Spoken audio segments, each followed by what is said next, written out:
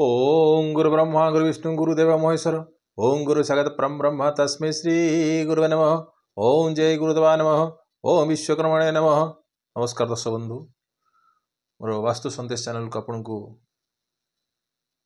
अभिनंदन करुछि। एवं गत एपिसोड रे आपन को सबु देवता मानकर 45 देवता मानकर विषय आपन को कही एवं केउ केउ देवता स्थान रे आपन मुख्य द्वार बसाइबे एवं मुख्य द्वार पय बोली कोन दरकार ना काठ दरकार। तो काठ कौन हेबा दरकार जा फल आमर घरटी तो सुंदर लगे तसह आमर व्यक्तित्व पर मध्य प्रभाव पकेब। जानी जे काठ कहीं जो बेले जो उई खाई दौची कि आपंकर जो घरे जो अग्निकांड होची कि जहाँ भी किसी होची ये सब कौन होची काठ तो पड़ुची ना। अग्निकांड हेल्ले कौन काठ पड़ुची ना।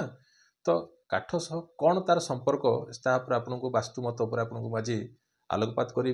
देखु पूर्व जुगर लोक कौन शाल शागुआन तापरे पणस पठारे सब माने काठ पटारे सब घर द्वार सब काठ कबाट मुख्य कबाट सब बनाऊे रोसई घर चिकेन घर माने किचेन घर सब बनाऊे तो किसी असुविधा हो नाला। कि आजिकल कौन कौन सब माने विभिन्न प्रकार काठ सब बाहर लोक से सब माने किणा पटारे सब मुख्य द्वार सब बनाऊँ आ केते दूर सा माने यथार्थ ताहा आपण निजे विचार करिवे।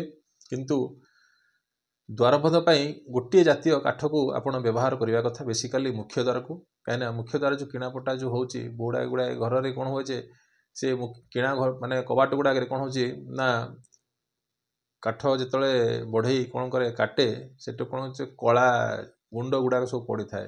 तो ताकू आपण वर्ज्य करने उचित कहीं सीटा काठ अंगार सहित सामान हो जाए। तो ताकू काठर जदि काठ गुंड नथिबो सी कि काठ तो मुख्य द्वार जिते बसुँच यापाई बेसी ध्यान देवे। आउ केउ केउ बार रे आपण जो काठ आणवे ना बेसिकाली है ना शनिवार शुक्रवार काठ आपण किणवे ना कि आणवे ना। शुक्रवार आणिले कौन हम ना काठ नष्ट हम आउ लोकटी कौन हम ना पीड़ित हम बुझिपारे। तो शुक्रवार केबे भी हेले आपण काठ आणवे ना।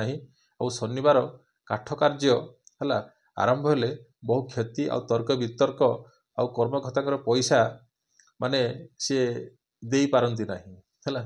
तो शुक्रवार शनिवार ये दुईटा दिन में आप काठ कम आणवे ना कि काठ कम कराइबे ना।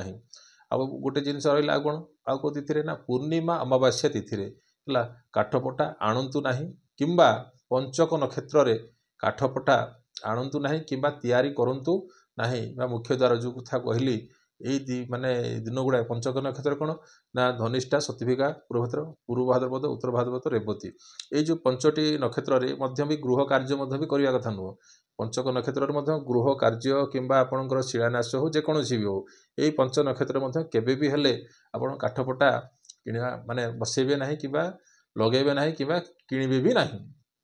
या प्रति आप ध्यान देवे मुख्य द्वार प्रति है कहीं से कबाटे कौन हो ना गुड़ाए जिनस माने जदि करेंगे से लोक को बहुत हंतसंत कर देते क्यारेक्टर उपर ये क्वेश्चन मार्क करए माने धन उपर क्वेश्चन मार्क करए घरे कलह सृष्टि करए। तो एप्रति आपड़ टे ध्यान देवे। यह हूँ कौन हो वास्तुशास्त्र मत यहाँ मोर मत नुह यहाँ मु तो सब सब पाई सब कौन गुरु ज्ञान तो गुरु को ठारू पाई बोलिक आपको आज ये प्रकार आप सामने आज उपस्थापन करुच्ची।